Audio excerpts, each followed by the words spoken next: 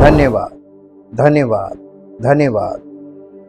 जीवित और महान सामर्थी परमेश्वर, दिल से आपका धन्यवाद करते हैं इस सुंदर अवसर के लिए प्रभु, कि आपका अनुग्रह, आपका प्रेम और आपकी अद्भुत बातें प्रभु आपके वचन के द्वारा पवित्र आत्मा के प्रकाशन से प्राप्त होती हैं, जिससे प्रभु हमारा भीतरी मनुष्यत्व प्रतिदिन नया होता जाता है और हमारा भीतरी मनुष्यत्व नई सृष्टि बनता जाता है, जिससे प्रभु आपकी अद्भुत महिमा हमारे जीवन से और हम सब विश्वास करने वालों के जीवन से प्रकट होना चाहती है। यही आपकी योजना है, यही आप चाहते हैं, यही आपकी इच्छा है।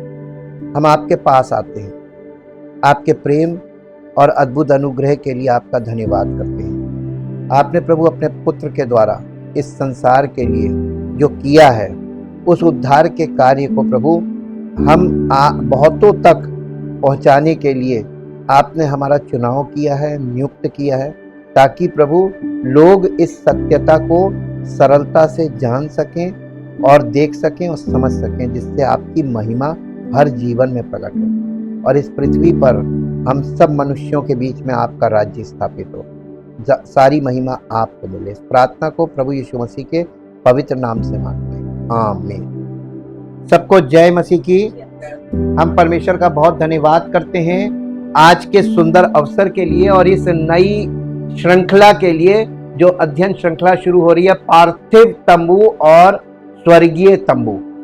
अब हम लोग इसमें देखेंगे कि परमेश्वर ने सृष्टि के आरंभ से और नई सृष्टि के पूरा होने तक को, बाइबल को उत्पत्ति से प्रकाशित वाक्य तक, इसके बीच में परमेश्वर क्या क्या कर रहा है और कैसे कर रहा है, ये सारी बातों का हम लोग धीरे धीरे अध्ययन करेंगे और ये जानकारी हमारे अंदर, हमारे भीतरी मनुष्यत्व में नई सृष्टि बनाने का काम करेगी, अगर हम मन लगाएं। क्योंकि परमेश्वर के वचन से एक पद मेरे लिए निकाल कर पढ़ दीजिए, जो आपको मिलेगा मत्ती रचित सुसमाचार उसका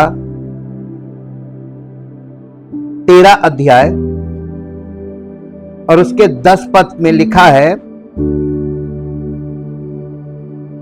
13, चेलों ने पास आकर उससे कहा, तू लोगों से दृष्टांतों में क्यों बातें करता है? यीशु मसीह ने उसको उत्तर दिया, तुमको स्वर्ग के राज्य के भेदों की समझ दी गई है, पर उनको नहीं। तो जिनको स्वर्ग के राज्य की भेदों की समझ नहीं मिली है, उनको देनी चाहिए कि नहीं देनी चाहिए? पवित्र आत्मा क्यों आया है? हमको स्वार्थी नहीं बनना है, हमें इस चीज को बांटना है।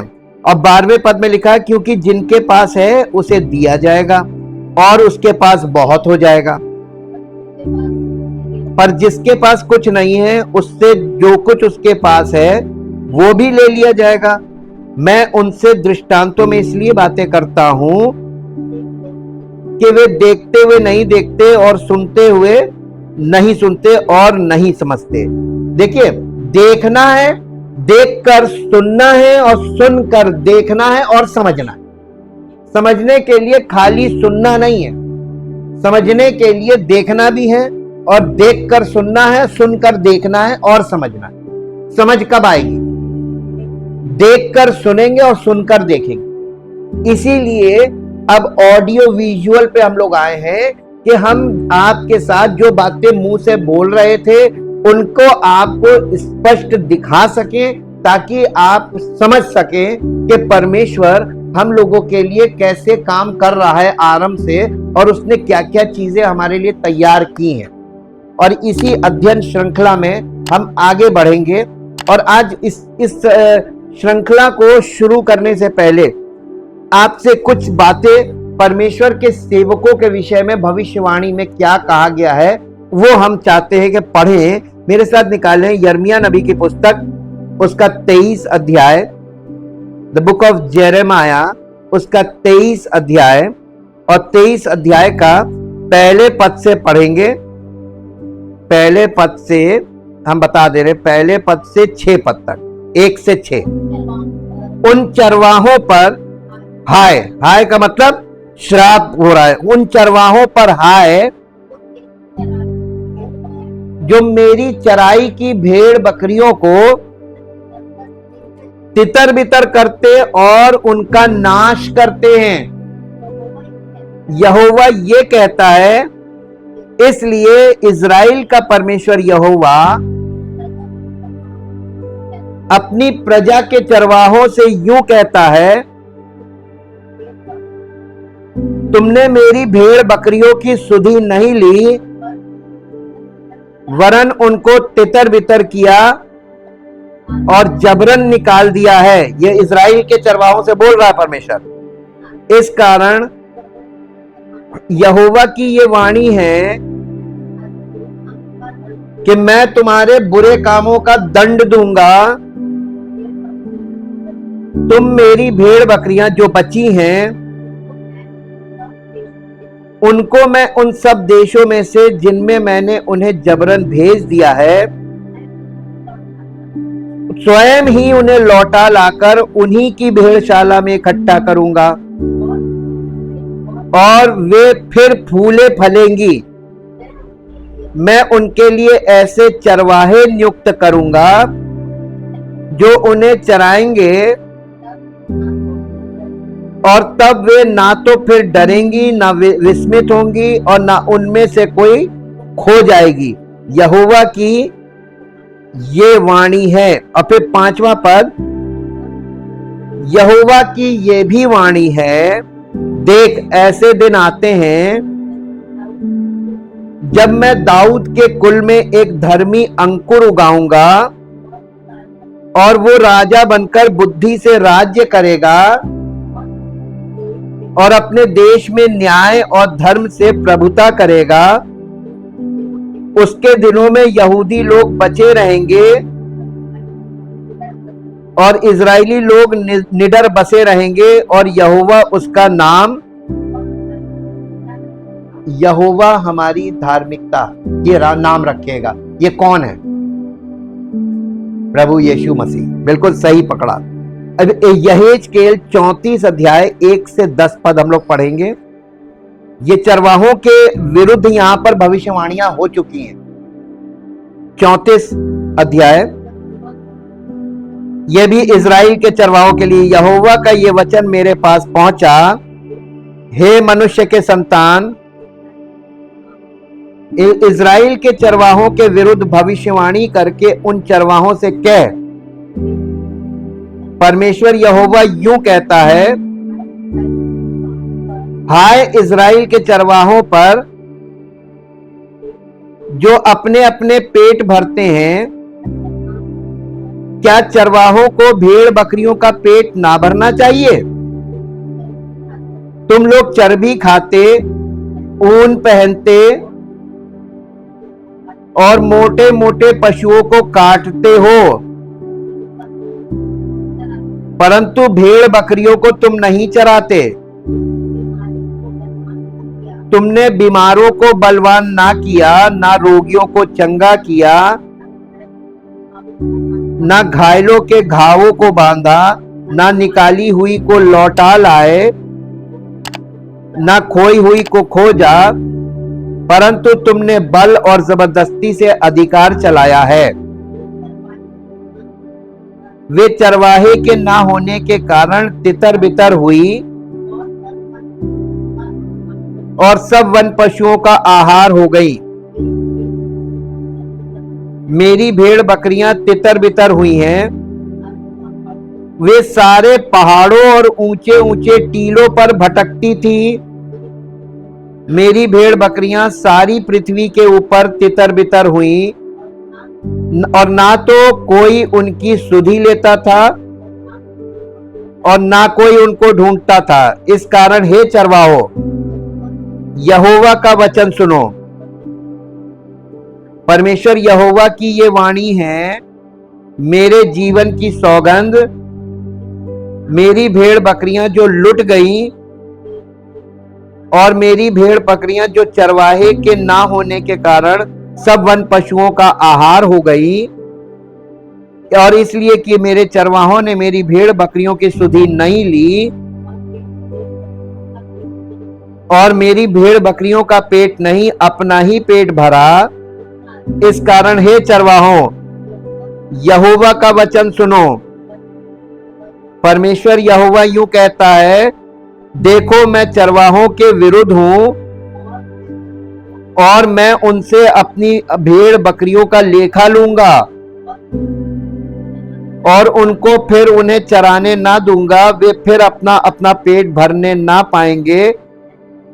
मैं अपनी भेड़ बकरियां उनके मुंह से छुड़ाऊंगा कि आगे को वे उनका आहार, और फिर नीचे आपको मिलेगा अच्छा चरवाहा। और यूहन्ना 10 अध्याय में यीशु मसीह ने कहा, अच्छा चरवाहा और सच्चा चरवाहा मैं हूं। मैं और उन भेड़ों को भी लाऊंगा जो इस भेड़शाला की नहीं, यानी जो इजराइल के वंश के नहीं है, अन्य जातियों की बात कर रहा है। परमेश्वर समस्त मानव जाति की बात आरंभ से कर रहा है और उसकी योजना समस्त मानव जाति के लिए ही है। परमेश्वर ने अदन की वाटिका में आदम और उसकी पत्नी को रचा, उत्पन्न किया और उनको वहां पर रखा। आज हम आपको ये दिखाएंगे कि ये अदन की वाटिका एक पहाड़ था। इसको आप समझिए कि मूसा के तंबू का जो पैटर्न है, जो उसका जो त्रिएकता, साथ में ट्रिनिटी का सिद्धांत, त्रिएकता का सिद्धांत निकल कर आता है इसमें 3 पार्ट, वो आपको अदन की वाटिका से कैसे तंबू में आया, आज ये एकदम फाउंडेशनल पार्ट है। तो आपको इस पे ग्राफिक्स पे आपको हम बताएंगे। सबसे पहले तंबू स्वर्ग पृथ्वी पर आक्रमण करता है। तंबू के प्रतीक और उद्देश्य को समझने के लिए हम इस अध्ययन माला का आरंभ करते हैं। निर्गमन की पुस्तक में अध्याय दर अध्याय निवास स्थान की योजना और निर्माण का विस्तृत विवरण दिया गया है। निर्गमन का पूरा अंतिम भाग निवास स्थान के निर्माण का वर्णन करता है। निर्गमन की पुस्तक के 25 अध्याय से 40 अध्याय तक इसका पूरा जो आधा भाग है वो केवल निवास स्थान के निर्माण का एक विस्तृत वर्णन करता है। इसके बाद लेवी व्यवस्था की पूरी पुस्तक का परिवेश परमेश्वर द्वारा मूसा से निवास स्थान से बातचीत करने का है। लेवी व्यवस्था के 1 अध्याय का 1 पद इसका अर्थ है कि निर्गमन और लेवी व्यवस्था मिलकर 43 अध्याय 43 चैप्टर्स, निर्गमन 25 से लेकर लेवी व्यवस्था 27, लेवी व्यवस्था में 27 अध्याय, निर्गमन 25 अध्याय से लेकर लेवी व्यवस्था 27 अध्याय तक इसमें निवास स्थान की केंद्रीय भूमिका पर प्रकाश डाला गया है। ये पूरा, यानी जो लिखा है ना, मूसा का तंबू और व्यवस्था, परमेश्वर ने केवल तंबू नहीं दिया था, उसकी व्यवस्था, फंक्शन, टैबरनेकल का फंक्शन, तो वो लेवी व्यवस्था की पुस्तक फंक्शन है कि कैसे याजक और महायाजक उसमें क्या क्या करेंगे। इन सब के बावजूद हमारे पास अभी भी पर्याप्त जानकारी नहीं है जिससे हम ठीक ठीक जान सके कि तंबू कैसा दिखता था या उसके हर हिस्से का क्या उद्देश्य था। इसलिए हालांकि तंबू, ये जो व्यवस्था की 5 किताबें हैं, उन 5 किताबों के 43 अध्यायों में एक केंद्रीय भूमिका निभाता है, फिर भी ये सरल प्रतिकृति का विरोध करता है। हालांकि ये कुछ मायनों में निराशाजनक हो सकता है, लेकिन ये हमें एक जरूरी सीख देता है। हमें इस बात पर ध्यान देने की जरूरत है कि बाइबल निवास स्थान के किन पहलुओं के बारे में बताती है, और हम पाते हैं कि बाइबल में निवास स्थान के बारे में विवरण विशुद्ध ऐतिहासिक कारणों से नहीं बल्कि धार्मिक कारणों से दिया गया है। और इसमें सबसे पहला पॉइंट आता है, बाइबल में तंबू क्या है। जानकारी बहुत जरूरी है। तंबू वो तंबू था जिसमें परमेश्वर की महिमा निवास करती थी। मूसा का तंबू वो तंबू था जिसमें परमेश्वर की महिमा निवास करती थी। निर्गमन की पुस्तक 40 अध्याय और उसका 34 पद पढ़ दीजिए। निर्गमन की पुस्तक 40 अध्याय और उसका 34 पद। तब बादल मिलाप वाले तंबू पर छा गया और यहोवा का तेज निवास स्थान में भर गया। देखिए यहां 2 शब्द आ रहे हैं, बादल मिलाप वाले तंबू पर छा गया और परमेश्वर का तेज निवास स्थान में भर गया। अब देखिए, निवास स्थान और मिलाप वाला तंबू दोनों एक ही चीज को कहा गया। ये अलग अलग बोलने के दो शब्द हैं, लेकिन ये दो चीजें नहीं, एक ही चीज है।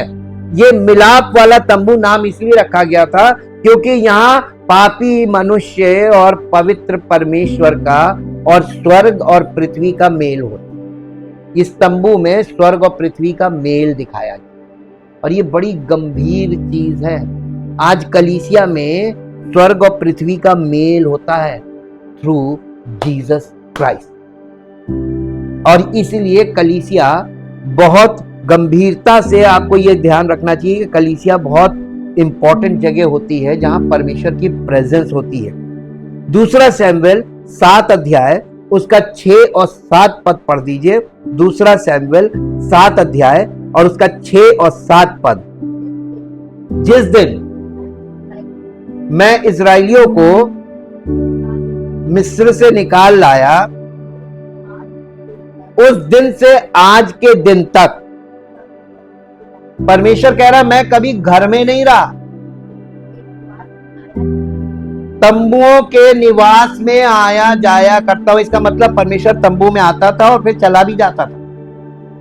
तंबुओं में परमेश्वर तंबू में होकर उनके साथ चला। जहां जहां मैं समस्त इजराइलियों के बीच फिरता रहा, क्या मैंने किसी इजराइल के किसी गोत्र से, जिसे मैंने अपनी प्रजा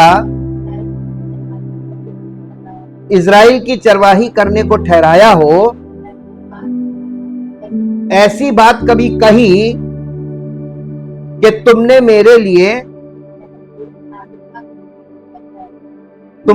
लिए देवदार का घर क्यों नहीं बनवाया? परमेश्वर ने कभी डिमांड करी कि मेरे लिए आलीशान महल बना दो, कोई बिल्डिंग बना दो? कभी नहीं किया। ये जो भी लोग आज बनाते हैं, ये अपने मन से कर रहे हैं, ये परमेश्वर नहीं बनवा रहा है। और आपको एक बात बता दें, जो चीज परमेश्वर नहीं बनवाता उसे वो एक्सेप्ट भी नहीं करता, एक्सेप्ट नहीं करता। वो एक्सेप्ट वही करता है जो वो उसके अनुसार बनता है। इसीलिए मूसा के द्वारा जब उसने तंबू के लिए बताया, उसने इतनी डिटेल और विस्तृत तरीके से एक एक माइन्यूट डिटेल्स दी, एक एक नाप जोक तक दी, एक एक डिजाइन दिया, उसको दिखाया और डिमांड की कि एग्जैक्ट बनना चाहिए। परमेश्वर एग्जैक्ट की डिमांड करता है जब वो कुछ चाहता, और उसी एग्जैक्ट को वो एक्सेप्ट करता है। आप कुछ भी एक महल सा बना के कह दीजिए परमेश्वर के लिए मैंने बनाया, एक्सेप्ट नहीं करेगा। लिख लीजिए। यही बात यहां पर हमको सीखने को मिलती है कि मनुष्य अपनी कल्पना और भावना से बहुत कुछ करके दिखाना मांगता है कि मैं ईश्वर के लिए करूं। तुम कुछ नहीं कर सकते। ईश्वर कहता है मैं तुम्हारे किए को एक्सेप्ट नहीं करता हूं, मैं जो तुमसे कह रहा हूं तुम उसे मेरी आज्ञा मानते हो, तो मैं तुम्हें भी एक्सेप्ट करूंगा, और जो मैं चाहूंगा तुम उस पर वो काम करोगे तो मैं उस काम को भी एक्सेप्ट करूंगा। ये एक्सेप्टेंस की बात है परमेश्वर के, ये उसके मन की बात है। पहला इतिहास 17 अध्याय उसका 5वां 6ठा पद पढ़ दीजिए। पहला इतिहास 17 अध्याय 5 और 6 पद।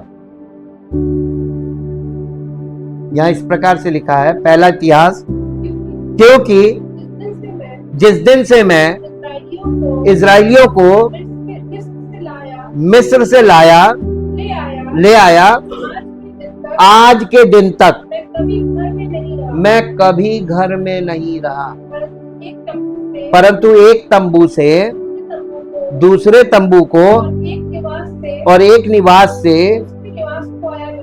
दूसरे निवास को आया जाया करता हूं। जहां जहां मैंने सब इजराइलियों के बीच आना जाना किया,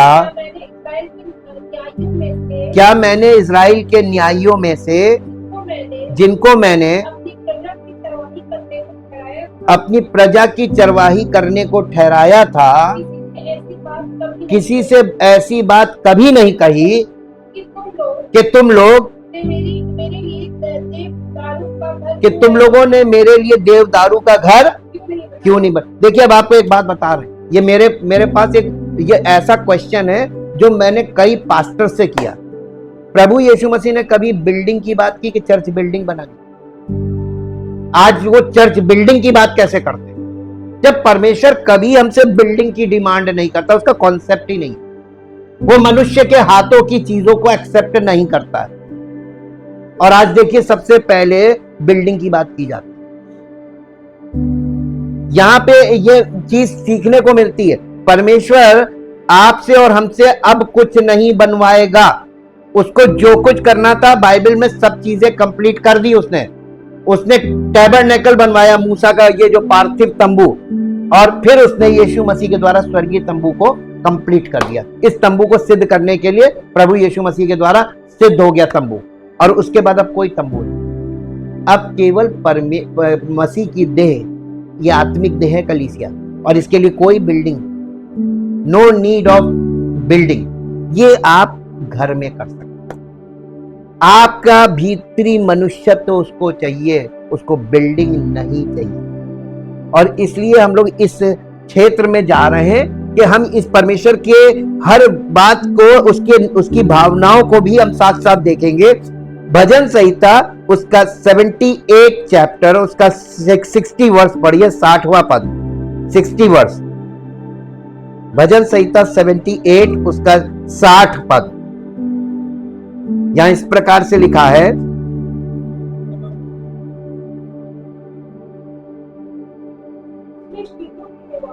उसने शीलो के निवास अर्थात उस तंबू को जो उसने मनुष्यों के बीच खड़ा किया था त्याग दिया। क्यों त्यागा? परमेश्वर ने उसको त्याग दिया क्योंकि मनुष्यों ने, उन लोगों ने, इजरायलियों ने परमेश्वर की आज्ञा नहीं मानी और परमेश्वर के साथ निवास नहीं करना मांगते थे। वो सारे गलत काम करते थे, परमेश्वर पनिश करता था, तो परमेश्वर की इच्छा के अनुसार नहीं रहना मांगते थे। आज देख लीजिए क्या कर रहे हैं लोग। एक पद अब पढ़ दीजिए हमारे लिए, एक भजन संहिता निकालिए, भजन संहिता 15 अध्याय, भजन संहिता और उसका 15 अध्याय।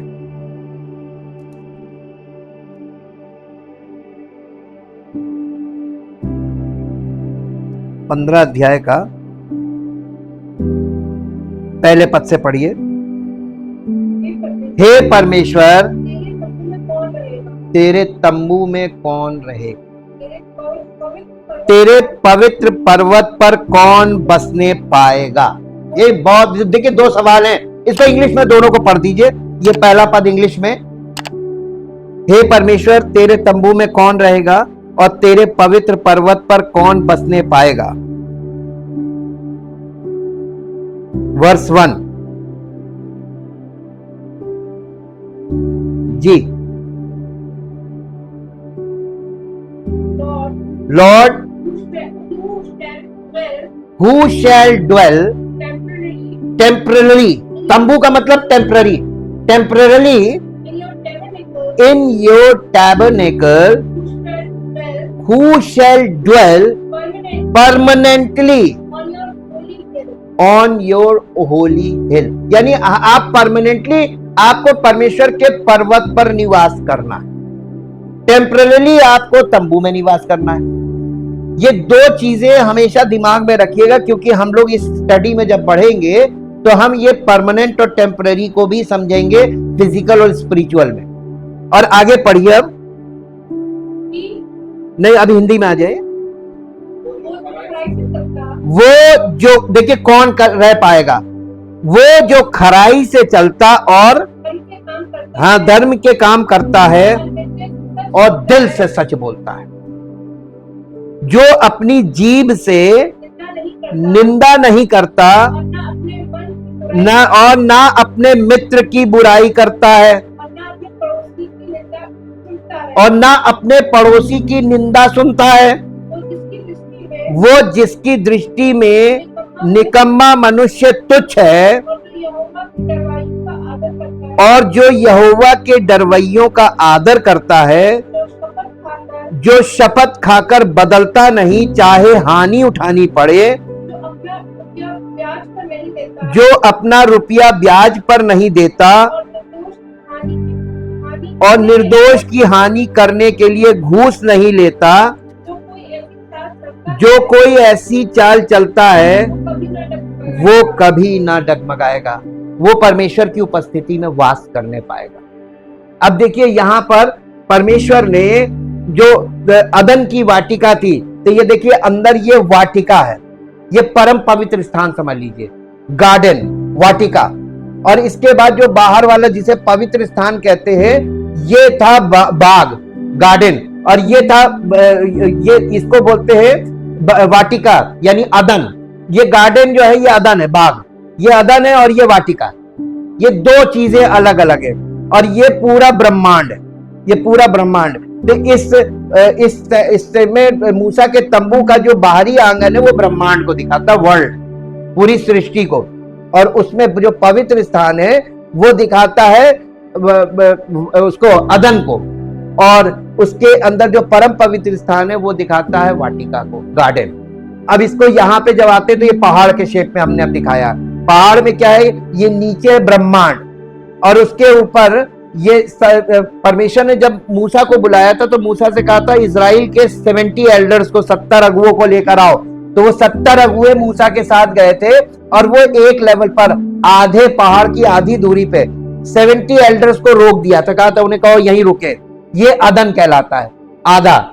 इसके बाद जब और ऊपर मूसा को कहा तू ऊपर अकेले आ, तो मूसा को चोटी पे बुलाया था, ये थी वाटिका यानी अदन की वाटिका। तो ये दो अलग अलग लेवल्स थे।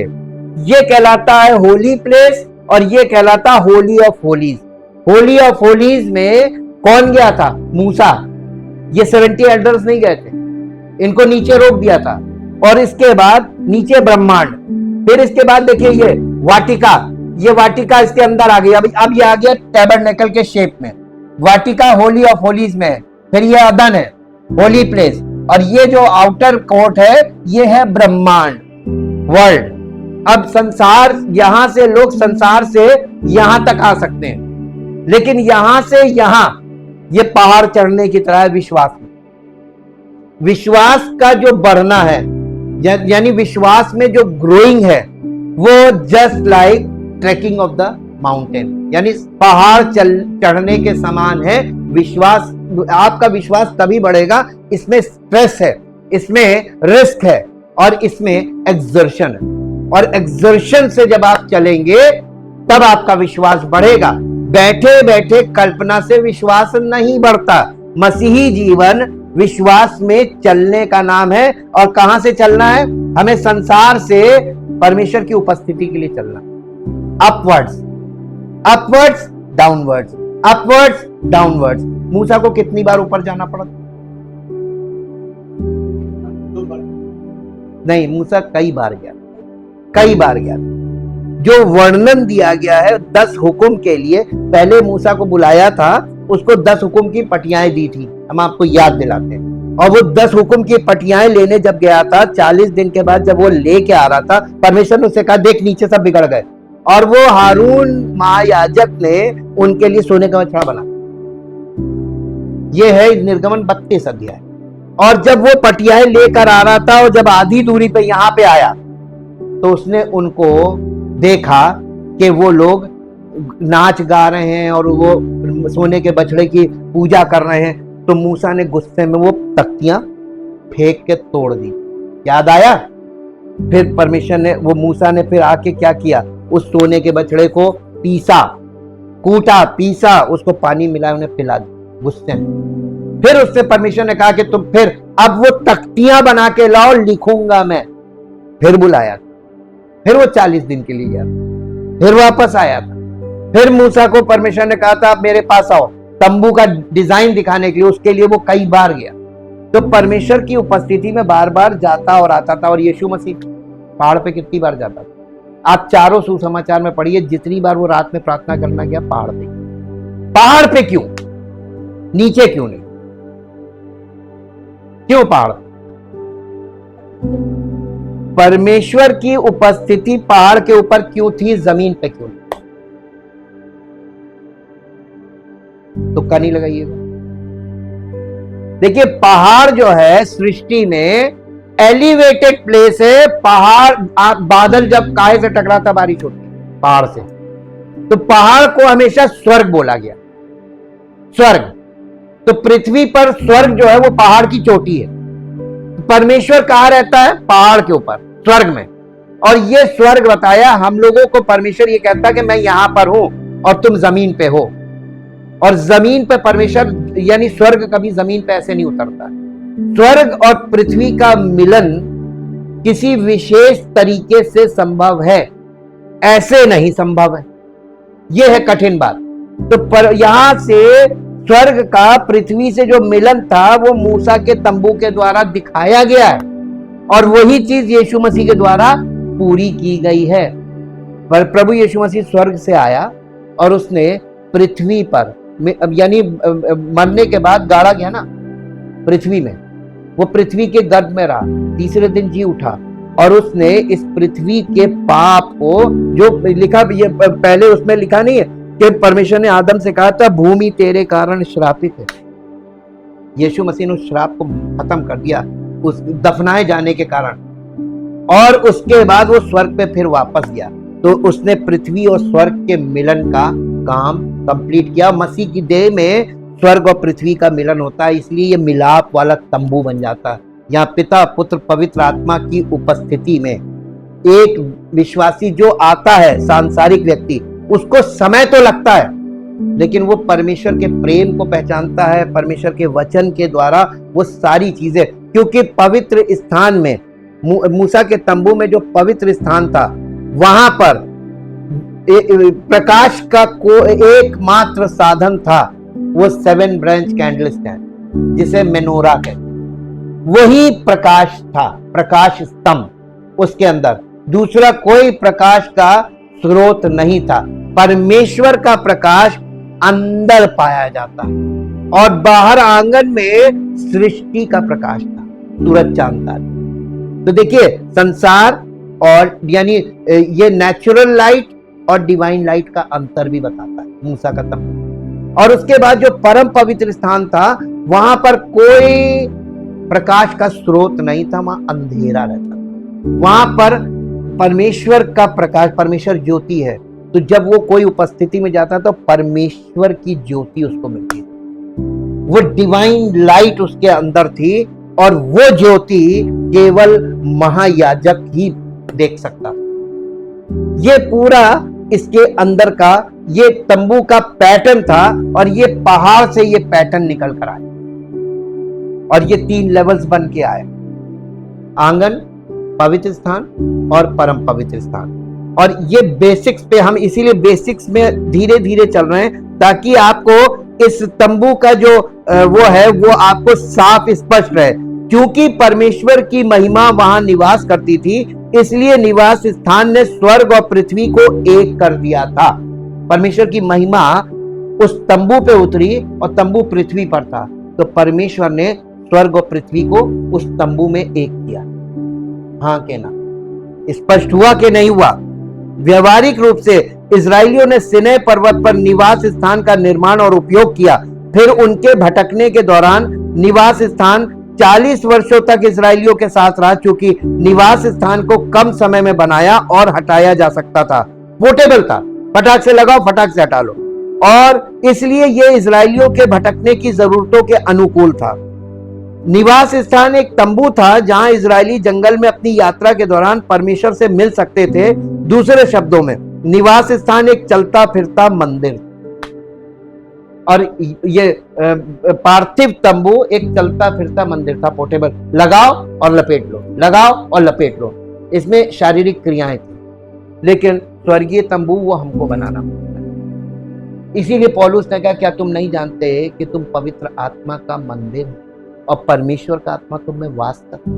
वो हमको एक चलता फिरता स्वर्गीय तंबू बनाना मांगता है, और उसके लिए प्रभु यीशु मसीह को स्वर्गीय तंबू के रूप में प्रकट होना पड़ा। हालेलुया। अब समझ में आया कि नहीं आया? नहीं तो मेरे साथ निकाल लीजिए इब्रानियों की पत्री, इब्रानियों की पत्री और उसका 9 अध्याय का 11 पद पढ़िए।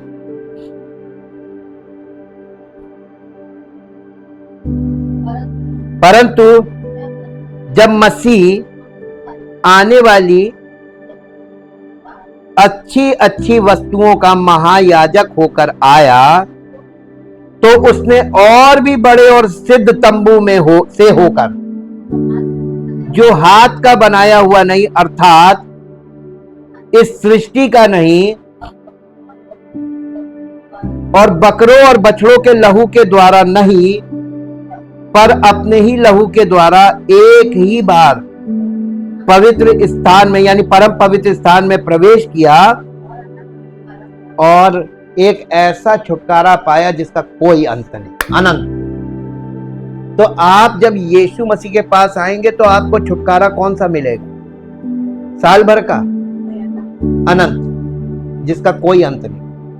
आपको परमानेंट, अनंत का मतलब परमानेंट, परमानेंट छुटकारा। तो परमानेंट छुटकारा पाने के लिए आपको सच्चा पश्चाताप और दिल से समर्पण करना 100% आपको मिलेगा। और ये समर्पण ही है जिसमें आप पहाड़ चढ़ना शुरू करते हैं। ये विश्वास की यात्रा यहां से और यहां तक, ये प्रेजेंस तक हमको करनी है। और इसलिए परमेश्वर का धन्यवाद कीजिए कि परमेश्वर अब पवित्र आत्मा के द्वारा और वचन के द्वारा हमसे अपने वचन को प्रकाशित करता है। तंबू प्रतीकात्मक रूप से स्वर्गीय तंबू के सांसारिक प्रतिनिधित्व के रूप में कार्य करता है, जैसा कि इब्रानियों की पत्री 8 अध्याय और उसके 5 पद में लिखा हुआ है। तंबू प्रतीकात्मक रूप से स्वर्गीय तंबू के सांसारिक प्रतिनिधित्व के रूप में कार्य करता है। ये मूसा का तंबू जो था, ये प्रतिनिधित्व कर रहा था उस स्वर्गीय तंबू का। जी, वे स्वर्ग में, वे यानी इजरायली लोग मूसा के समय में स्वर्ग में की वस्तुओं के प्रतिरूप और प्रतिबिंब की सेवा, यानी वो उस शैडो की जो उसका प्रतिरूप था यानी मॉडल था, उसकी सेवा करते थे। जब मूसा तंबू बनाने पर था तो उसे ये चेतावनी मिली, देख जो नमूना तुझे पहाड़ पर दिखाया गया है, हाँ एग्जैक्ट बनाना, एग्जैक्ट, क्योंकि वो यीशु मसीह का स्वर्गीय तंबू का नमूना था। तो स्वर्गीय तंबू में कोई परिवर्तन, यानी उसमें परिवर्तन होगा तो स्वर्गीय तंबू गड़बड़ हो जाएगा।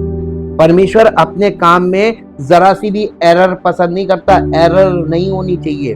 ये कितनी खास बात है जो आज हम लोगों को सीखनी चाहिए। उसके वचन में हमको एरर नहीं करनी चाहिए, ना पढ़ने में, ना बोलने में, ना समझने में, एग्जैक्ट आएगा। परमेश्वर ने मूसा से कहा कि वो तंबू और उसके सामान को उस नमूने के अनुसार जो तुझे पहाड़ पर दिखाया गया है बनाए। निर्गमन 25:40 में भी यही बात। मूसा नीलम के वो नीलमणि के फर्श से जो आकाश के समान निर्मलता के लिए था, परमेश्वर के बादल में चढ़ गया था। निर्गमन 24 अध्याय के 10 पद में, निर्गमन 24 अध्याय के 15 से 18 में, वहां मूसा ने 40 दिनों तक परमेश्वर के साथ उस स्थान पर बातचीत की जिसे हम सबसे ऊंचा स्वर्ग कह सकते हैं। सबसे ऊंचा स्वर्ग ये है जहां मूसा पहुंचा था प्रेजेंस में। ठीक, ये 70 एल्डर्स नीचे थे, वो परम पवित्र स्थान में यानी परमेश्वर की इमीडिएट प्रेजेंस में चला गया था। पहला राजा 8 अध्याय और उसका 27 पद पढ़ दीजिए। पहला राजा 8 अध्याय और उसका 27 पद, 27 वर्स। पहला राजा 8 अध्याय 27 पद।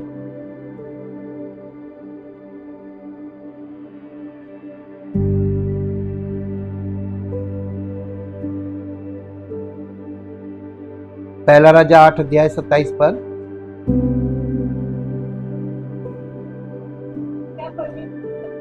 क्या परमेश्वर सचमुच पृथ्वी पर वास करेगा? स्वर्ग में, वरन सबसे ऊंचे स्वर्ग में भी तू नहीं समाता। परमेश्वर इतना विशाल है, उसको समाने के लिए उसको पूरा ब्रह्मांड उसके लिए छोटा है। वो पूरे स्वर्ग में भी और सबसे ऊंचे स्वर्ग में भी नहीं समाता है। उसके परमेश्वर की महानता को देखिए कैसे वर्णन किया गया, ये परमेश्वर की महानता थी। प्रेरितों के काम 7 अध्याय उसका 44 पद देखिए। प्रेरितों के काम 7 अध्याय और उसका 44 पद, 44 वर्स। जी, साक्षी का तंबू जंगल में हमारे बाप दादों के बीच में था, जैसा उसने ठहराया, जिसने मूसा से कहा, जो आकार तूने देखा है उसी के अनुसार उसे बनाना। देखिए कितनी तगड़ी वार्निंग है। वहां ओल्ड टेस्टामेंट में आप देखते जाएंगे वार्निंग वार्निंग वार्निंग वार्निंग, यानी 25 के बाद से आप इसको वहां पे नोट करेंगे कई बार, और उसके बाद नए नियम में रिपीटेडली। परमेश्वर के काम में एक्यूरेसी चाहिए कि नहीं चाहिए? आज कलीसियाओं में लोग क्या कर रहे हैं? वो एक्यूरेसी कहां है और क्यों नहीं है? परमेश्वर के सेवक का समर्पण, सच्चा पश्चाताप, सच्चा समर्पण और पवित्र आत्मा की उपस्थिति, ये नहीं होगी तो एक्यूरेसी नहीं होगी, वचन में चूक होगी। ये निवास स्थान को समझने का एक सामान्य तरीका था। सुलेमान की बुद्धि मंदिर को उस पवित्र तंबू का प्रतिरूप कहती है जिसे हेतु ने आरंभ से तैयार किया था। इस ब्रह्मांड संबंधी महत्व के आलोक में तंबू एक प्रकार से सृजित व्यवस्था का सूक्ष्म रूप है। बाइबल विद्वान इस बात को बताते हैं कि इसका एक ब्रह्मांडीय आयाम था, अर्थात बाहरी कक्ष निचले स्वर्ग, जिसे हम भौतिक स्वर्ग कहेंगे, का प्रतिनिधित्व करता था, और भीतरी कक्ष परम पवित्र स्थान ऊपरी स्वर्ग परमेश्वर के निवास का प्रतिनिधित्व करता था। मिलन का तंबू सृजित ब्रह्मांड और सृजित ब्रह्मांड के ऊपर स्थित स्वर्गीय सिंहासन कक्ष का एक सूक्ष्म रूप था, अर्थात परमेश्वर की महिमा समस्त सृष्टि में व्याप्त है, लेकिन फिर भी एक स्वर्गीय सिंहासन कक्ष है जो भौतिक ब्रह्मांड से ऊपर और परे है। मिलन का तंबू इस ब्रह्मांडीय वास्तविकता का एक छोटा संस्करण है। ये वो स्थान भी है जहां सर्वोच्च स्वर्ग में निवास करने वाले परमेश्वर संसार में उपस्थित या व्याप्त हो सकते हैं। तो ये परमेश्वर की उपस्थिति क्यों थी? जिसमें देखिए ये एक आयाम ये है, एक डायमेंशन ये है। ये जो नीचे वाला स्वर्ग है इसको निचला स्वर्ग बोलते हैं, और ये निचला स्वर्ग जो है इसको होली प्लेस कहा गया है, पवित्र स्थान। और इसके बाद ये जो है ऊपर वाला, ये होली ऑफ होलीज, परम पवित्र, ये ऊपर का स्वर्ग है, और ये सृष्टि है पृथ्वी। तो ये पृथ्वी और फिर ये से ऊपर, तो ये पहाड़ पे ही लेवल दिखाया जा सकता है, हवा में नहीं। तो परमेश्वर हवा में काम नहीं कर रहा था। आज लोग विश्वास हवा में कर, कल्पना, लेकिन परमेश्वर वास्तविक काम कर रहा था, वास्तविक तरीके से उनको लेकर चल रहा था। इजरायली 40 साल चले थे कि नहीं चले थे? उनके पैर नहीं सूजे, उनके कपड़े नहीं फटे, कुछ नहीं उनका नुकसान हुआ 40 साल, क्योंकि परमेश्वर की महिमा और परमेश्वर की उपस्थिति उनके साथ थी। आज लोगों के साथ ये अगर आ जाए तो लोगों की जिंदगी, सच्चे मसीही जीवन परमेश्वर की महिमा का कारण बन जाएंगे, क्योंकि हमको वो स्वर्गीय तंबू में परिवर्तित करना चाह रहा है। क्या परमेश्वर के, क्या आप अपनी देह को जीवित, पवित्र और परमेश्वर को भावता हुआ बलिदान करने के लिए तैयार हैं?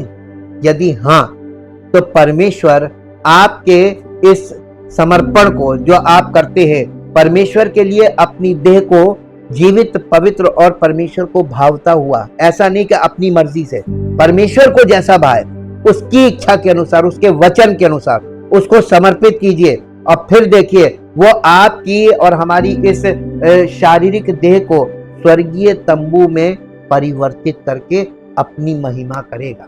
और इसीलिए उसने मसीह में उसकी आत्मिक देह अर्थात कलीसिया में हम सबको सुसमाचार देकर बुलाया है, ताकि हम पश्चाताप और समर्पण करते रहें जब तक कि हम अपने शरीरों को जीवित और पवित्र परमेश्वर को भावता हुआ बलिदान करके ना चढ़ाएं। यही आत्मिक आराधना है। हम आत्मिक आराधना करें और ना कि शारीरिक आराधना, रिचुअल्स में नहीं, बल्कि परमेश्वर की इच्छा को केंद्र मानकर, परमेश्वर की योजना को केंद्र मानकर अपना समर्पण करें, और उसके लिए वचन के अनुसार एक्यूरेसी में चलें, और उसकी महिमा को अपने जीवन में आप देखेंगे और आपके जीवन से वो महिमा बहुतों को परमेश्वर की महिमा प्रकट करेगी और बहुत से लोग आपके जीवन से परमेश्वर की महिमा को देखकर समर्पण करने लगेंगे। परमपिता परमेश्वर, हम आपका हृदय से धन्यवाद करते हैं आपके अद्भुत कार्यों के लिए, आपके अद्भुत वचनों के लिए और आपकी अद्भुत योजनाओं के लिए। और हम आपका दिल से धन्यवाद करते हैं प्रभु, जो आंखों ने देखा नहीं, कानों ने सुना नहीं और कभी मनुष्य के चित्त में आया नहीं, आपने वो योजनाएं हम सब के लिए बनाई। आज प्रभु हम अपने आप को समर्पित करते हैं और जो लोग आपका वचन सुन रहे हैं, वो लोग जो लोग आपको अभी इसी समय अपना हृदय, अपना शरीर और अपनी आत्मा, अपना प्राण आपको समर्पित कर रहे हैं प्रभु, इसी समय आपका अनुग्रह उन पर प्रकट हो और उनके भीतरी मनुष्यत्व में पवित्र आत्मा का कार्य शुरू हो और उनका भीतरी मनुष्यत्व प्रकाशित हो, प्रकाशमान हो और आपकी दिव्य ज्योति उनके भीतरी मनुष्यत्व में प्रज्वलित हो। और प्रभु सारी महिमा आपको मिले, सारी महिमा आपको मिले। इस प्रार्थना को यीशु मसीह के पवित्र नाम से मांगते हैं, आमीन। Praise the Lord.